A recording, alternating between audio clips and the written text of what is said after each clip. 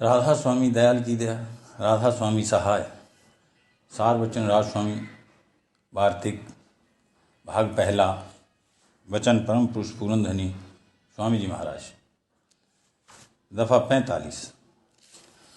और जो संत सदगुरु आमतौर पर सत्संग जारी फरमाते हैं तो उनके दरबार में अक्सर फ़कीर और मोहताज भी आते जाते हैं, और उनका आना जाना इस वास्ते मुनासिब और जायज़ रखा है कि जो प्रेमी सेवक धन वगैरह की सेवा करें, यानी दुनिया के पदार्थ और धन उनकी भेंट करें, तो वे उसको गरीबों और मोहताजों को खैरात कर देते हैं, क्योंकि वे आप इन पदार्थों को अपने पास नहीं रखते हैं।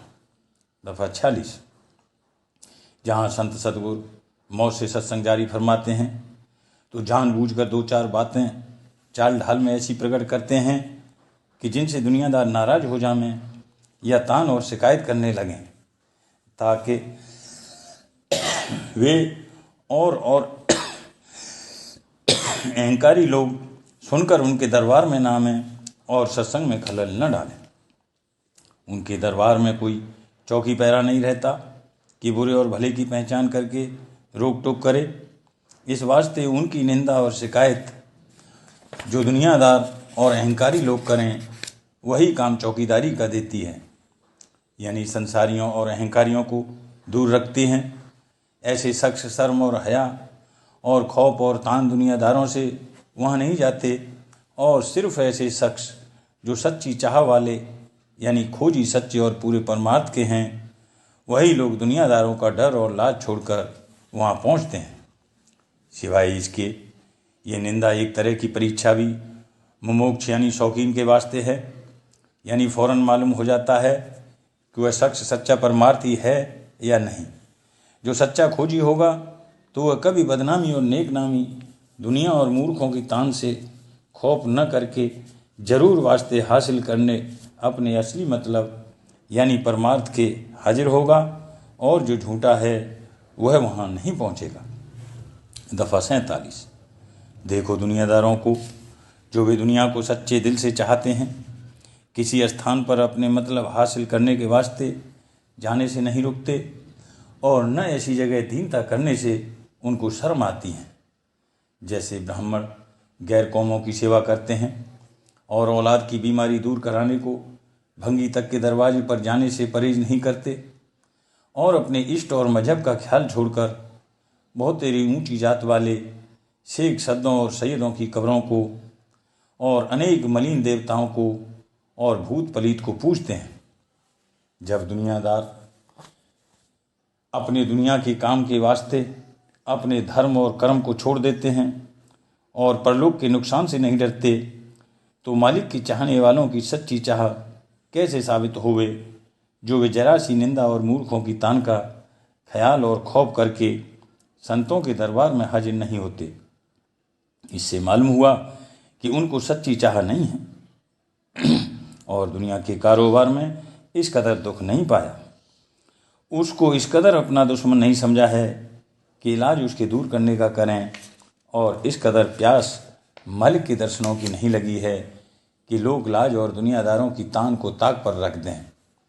तो ऐसे शख्स संतों के सत्संग के लायक नहीं है, क्योंकि उनको पूरी गरज नहीं है कि संतों के हजूर में दीनता के साथ पेश आवें और अपने दुख की दवा ले में। दफ़ा 48। और मालूम हुए कि तान और तंज और निंदा संतों के सेवकों को भी पक्का और दुरुस्त करती है। जो निंदा और बदनामी न होवे तो वह जैसे के तैसे कच्चे रहेंगे। निंदा और बदनामी निशान सच्चे प्रेम का है, और सिवाय आशिकों यानी सच्चे भक्तों के दूसरे की ताकत नहीं कि दुनिया की बदनामी से बेखौफ होवें। फारसी में कहा है, मलामत सहने बाजारे इश्कस्त, मलामत सकले जंगारे इश्कस्त, यानी निंदा और हंसी प्रेम के बाजार की कोतवाल हैं और मैल और काई की सफाई करने वाली हैं। जो गुरु की दुनिया की चाहने वाले हैं, वह दुनिया और दुनियादारों को निहायत दोस्त रखते हैं और उनको प्यार करते हैं और उनकी सब प्रकार से खातिरदारी करते हैं और तरक्की और हुर्मत चाहते हैं, और बड़ा ख्याल इस बात का रखते हैं कि उनकी सेवक नाराज न हो जाएं, ताकि उनके रोजगार और जीविका में खलल न आवे। वर खिलाफ इसके संत जो कि सच्चे और पूरे आशिक मालिक कुल के हैं, ख्वाहिशमंद इस बात के रहते हैं कि दुनियादार उनके सत्संग को न छेड़ें और अपना साया उनके सेवकों पर न डालें। इस वास्ते जरूर मलामत और निंदा को अजीज रखते हैं कि वही काम चौकीदार का देती है और ऐसे लोगों को उनके दरबार से हटाए रखती है। वचन 49। और मालूम होवे कि संतों का ये दस्तूर है कि जब कोई उनके पास आवे तो उसको उपदेश या उसके सामने चर्चा सत्य वस्त यानी सत्य पुरुष राजस्वामी का करते हैं और बाकी औरों को नाशमान और ऊंचा कहते हैं। इसी बात को नादान और मूर्ख लोग निंदा और हजों देवताओं और अवतारों और पैगंबरों की समझकर उनको निंदक कहते हैं और ये नहीं ख्याल करते कि जो उन्होंने ब्रह्मा विष्णु और महादेव और देवताओं और अवतारों और पैगंबरों को ऊंचा बतलाया तो फिर तारीफ किसकी की और सबसे बड़ा किसको ठहराया। जो उन्होंने तारीफ सत्य पुरुष और परम पुरुष पुरंदनी राधा स्वामी की तो ये बात मानने योग्य है, क्योंकि जो सबसे बड़ा और मालिक कुल का है उसकी तारीफ करना और उसके चरणों में प्रतीत और एतकाद दिलाना और उसकी सेवा पूजा के वास्ते उपदेश करना जरूरी काम है और निहायत मुनासिब, क्योंकि बगैर इसके जीव का उद्धार मुमकिन नहीं। फिर समझना चाहिए कि किस कदर शर्म की बात है कि कुल मालिक की बड़ाई को सुनकर नाराज होना और अपनी मूर्खता से असल मतलब को न समझकर वर खिलाफ संतों के वचन के कदर करने के उसको बुरा समझना और संतों को निंदक ठहराना। वचन दफा 50।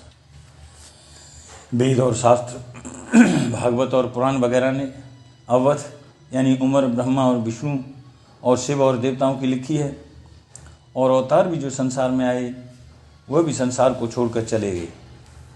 तब उनकी देह रूप का और ब्रह्मा विष्णु और शिव वगैरह की देह का नाशमान होना साफ जाहिर है और जब ये रूप नाशमान साबित हुए तो उनके स्वरूप की नकल को अविनाशी समझना या उसका इष्ट या निश्चय बांधना किस तरह दुरुस्त हो सकता है। अगर उनके निज रूप का भेद लेकर उसका ध्यान करते और उसमें इष्ट मानते तो भी कुछ थोड़ा सा फायदा होता और नकली स्वरूप में तो कुछ भी हासिल नहीं। इसमें साफ गलती आवाम की पाई जाती है और जो संत उसको दूर करना चाहते हैं तो लोग अपने अहंकार और मूर्खता से उनको निंदक कहते हैं। खासकर रोजगारी लोग मिसल पंडित और भेष के जरूर बुराई करने को तैयार होते हैं। दफा 51।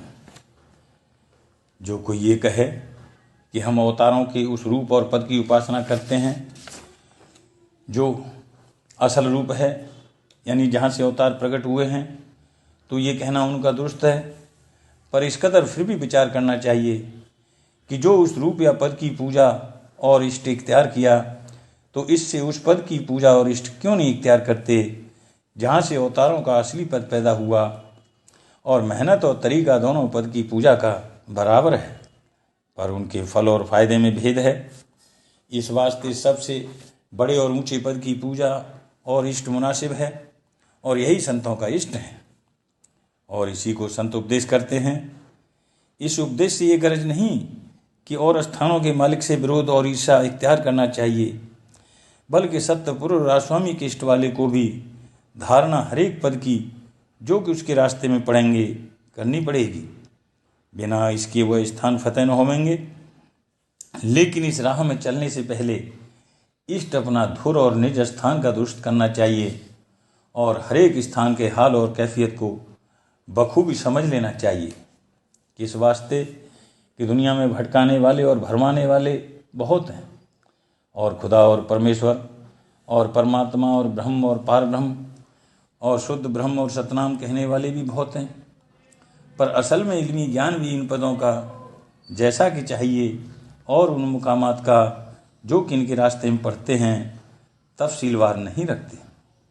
ऐसे शख्स हमेशा धोखा खाते हैं और मालूम नहीं होता कि वे किस स्थान के धनी यानी मालिक को ब्रह्म और खुदा और सतनाम कहते हैं।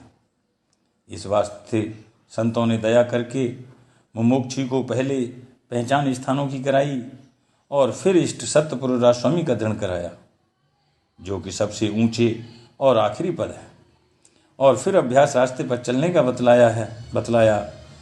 इस तौर से अभ्यासी मंजिल तक पहुंच सकता है और सब स्थानों की कैफियत और हकीकत भी जान सकता है और अपने पूरे और सच्चे मालिक की ठीक ठीक समझ लेकर और जिस कदर की पहचान